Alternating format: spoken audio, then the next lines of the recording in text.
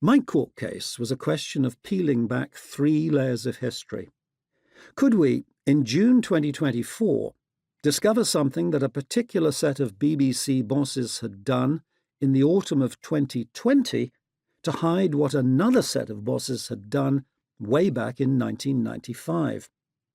Had the first cover-up, 30 years ago, perhaps inspired a second one? Complicated, yes, but I knew that somewhere underneath these layers the truth must lie. As a journalist, it's that feeling that the answer has to be right there, maybe in the very next document you flip open, that's thrilling. Friends often ask me, considering the years of work involved in this court case, why do you care so much? But the answer always seemed to me perfectly obvious.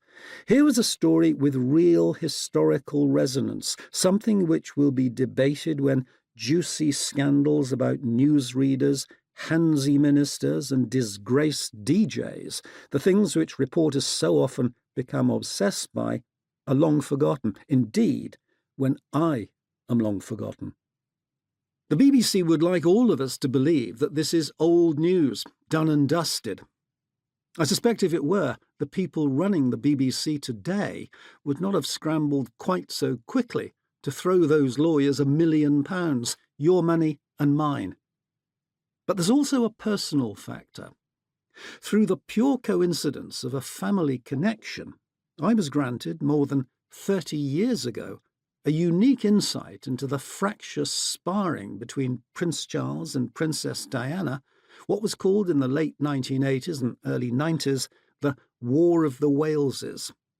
That phrase, evoking a war, was used in 1,001 tabloid headlines to describe the way that the royal marriage was pulled apart before being finally sundered by the BBC. And there was one remarkable day in June 1994 which constituted a huge set-piece battle in this war, a day that's familiar from TV clips played endlessly ever since.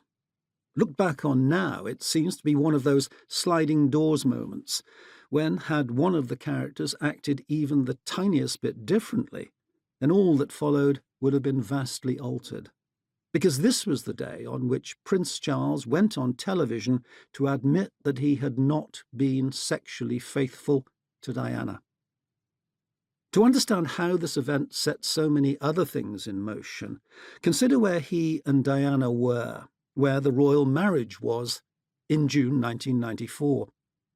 What had begun in 1981 as a fairy tale, the sun-speckled wedding of the 20-year-old bride and her 32-year-old prince, had seemed blessed at first, with baby William arriving in 1982, Harry in 1984.